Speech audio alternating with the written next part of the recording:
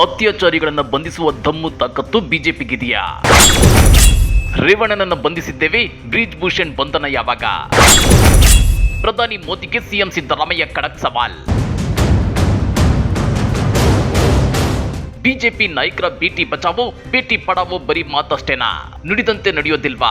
ನೇಹಾ ಅತ್ಯಾಚಾರ ಪ್ರಕರಣದಲ್ಲಿ ಹಿಂದೂ ಹೆಣ್ಣು ಮಕ್ಕಳಿಗೆ ಅನ್ಯಾಯವಾಗಿದೆ ಅಂತೇಳಿ ಬೀದಿಗಿಳಿದು ಪ್ರತಿಭಟನೆ ನಡೆಸಿದ ಬಿಜೆಪಿ ನಾಯಕರು ಪ್ರಜ್ವಲ್ ಪೆನ್ಡ್ರೈವ್ ಪ್ರಕರಣದಲ್ಲಿ ಸಾವಿರಾರು ಹಿಂದೂ ಹೆಣ್ಣು ಮಕ್ಕಳಿಗೆ ಅನ್ಯಾಯವಾದರೂ ಸಂತ್ರಸ್ತ ಮಹಿಳೆಯರು ಮತ್ತು ಅವರ ಕುಟುಂಬಗಳಿಗೆ ಬಿಜೆಪಿ ನಾಯಕರು ಅದಕ್ಕೆ ಸಾಂತ್ವನ ಹೇಳಲು ಮುಂದಾಗ್ತಿಲ್ಲ.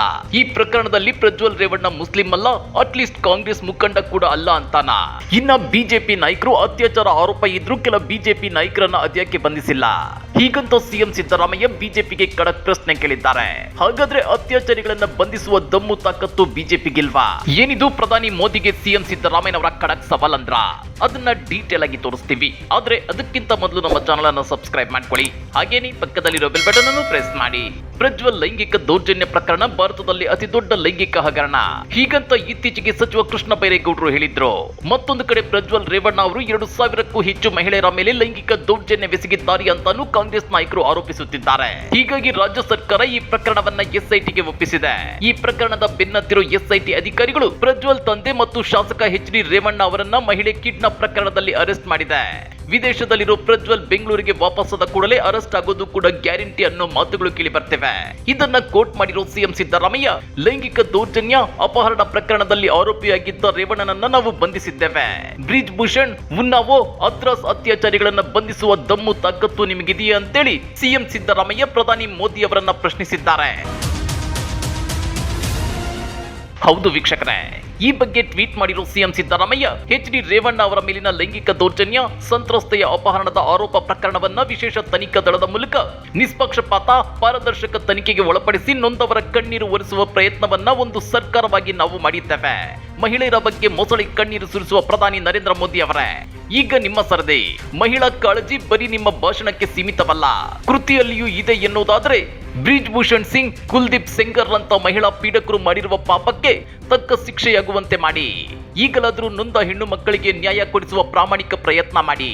ಇಲ್ಲದಿದ್ರೆ ನಿಮ್ಮ ಆತ್ಮಸಾಕ್ಷಿಯು ನಿಮ್ಮನ್ನ ಕ್ಷಮಿಸಲಾರದು ಅಂತೇಳಿ ಸಿದ್ದರಾಮಯ್ಯ ಟ್ವೀಟ್ ಮೂಲಕ ಆಕ್ರೋಶ ಹೊರಹಾಕಿದ್ದಾರೆ.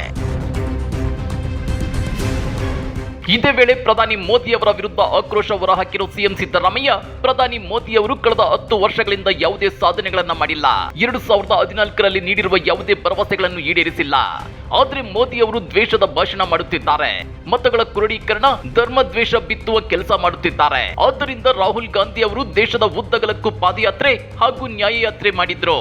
ಆದ್ರೆ ಮೋದಿ ಅವರು ದ್ವೇಷ ಭಾಷಣ ಮಾಡುತ್ತಿದ್ದಾರೆ, ಮತಗಳ ಕ್ರೋಢೀಕರಣ, ಧರ್ಮ ದ್ವೇಷ ಬಿತ್ತುವ ಕೆಲಸ ಮಾಡುತ್ತಿದ್ದಾರೆ. ಆದ್ದರಿಂದ ರಾಹುಲ್ ಗಾಂಧಿ ಅವರು ದೇಶದ ಉದ್ದಗಲಕ್ಕೂ ಪಾದಯಾತ್ರೆ ಹಾಗೂ ನ್ಯಾಯಯಾತ್ರೆ ಮಾಡಿದ್ರು. ದೇಶ ವಿಭಜನೆ ಮಾಡಲು ಮೋದಿ ಅವರು ಮಾಡಿರುವ ಪ್ರಯತ್ನಗಳಿಂದ ಬೇಸತ್ತಿದ್ದ ಜನರ ಒಡೆದ ಮನಸ್ಸುಗಳನ್ನು ಒಗ್ಗೂಡಿಸಲು ಯಾತ್ರೆ ಕೈಗೊಂಡು ಯಶಸ್ವಿಯಾದ್ರು ಅಂತೇಳಿ ಸಿದ್ದರಾಮಯ್ಯ ಹೇಳಿದ್ದಾರೆ. ಅಷ್ಟೇ ಅಲ್ಲ, ಕಾಂಗ್ರೆಸ್ ಪಕ್ಷ ನೀಡಿರುವ 25 ಗ್ಯಾರಂಟಿಗಳಿಗೆ ರಾಹುಲ್ ಗಾಂಧಿ ಹಾಗೂ ಮಲ್ಲಿಕಾರ್ಜುನ್ ಖರ್ಗೆ ಅವರು ಸಹಿ ಮಾಡಿ ಹಂಚಿದ್ದಾರೆ. ಬಡ ಕುಟುಂಬದ ಮಹಿಳೆಯರಿಗೆ ವರ್ಷಕ್ಕೆ 1 ಲಕ್ಷ ರೂಪಾಯಿ ನೀಡುವ ಮಹಾಲಕ್ಷ್ಮಿ ಯೋಜನೆ, ಯುವ ನ್ಯಾಯದಡಿ ಮೊದಲ ಉದ್ಯೋಗದ ಜೊತೆಗೆ ವರ್ಷಕ್ಕೆ 1 ಲಕ್ಷ ರೂಪಾಯಿ ನೀಡುವ ಯೋಜನೆ, ರೈತರ ಬೆಳೆಗಳಿಗೆ ನ್ಯಾಯಯುತ ಬೆಲೆ, ಸಾಲ ಮನ್ನಾ, ಸ್ವಾಮಿನಾಥನ್ ವರದಿ ಜಾರಿ ಬೇಡಿಕೆಗಳನ್ನು ಈಡೇರಿಸುವ ರೈತ ನ್ಯಾಯ ಯೋಜನೆಗಳ ಭರವಸೆ ನೀಡಿದ್ದಾರೆ. ಹೀಗಾಗಿ ಈ ಸಲ ದೇಶದಲ್ಲಿ ಬಿಜೆಪಿ ನೆಲಕ್ಕೆ ಚೆಲ್ಲಿದ್ದು INDA ಒಕ್ಕೂಟ ಕೇಂದ್ರದಲ್ಲಿ ಗದ್ದುಗೆ ಹಿಡಿಯಲಿದೆ ಅಂತೇಳಿ ಸಿದ್ದರಾಮಯ್ಯ ಆತ್ಮವಿಶ್ವಾಸ ವ್ಯಕ್ತಪಡಿಸಿದ್ದಾರೆ. ಹಾಗಾದ್ರೆ ಸಿದ್ದರಾಮಯ್ಯನವರ ಈ ಮಾತುಗಳ ಬಗ್ಗೆ ನೀವೇನಂತೀರಾ? ಸಿದ್ದರಾಮಯ್ಯನವರು ಹೇಳಿದಂತೆ ಬ್ರಿಜ್ ಭೂಷಣ್, ಉನ್ನಾವೋ, ಹತ್ರಾಸ್ ಅತ್ಯಾಚಾರಿಗಳನ್ನ ಬಂಧಿಸುವ ದಮ್ಮು ತಾಕತ್ತು ಬಿಜೆಪಿಗಿಲ್ವಾ? ಕಮೆಂಟ್ ಮಾಡಿ, ವಿಡಿಯೋ ಲೈಕ್ ಮಾಡಿ, ಶೇರ್ ಮಾಡಿ.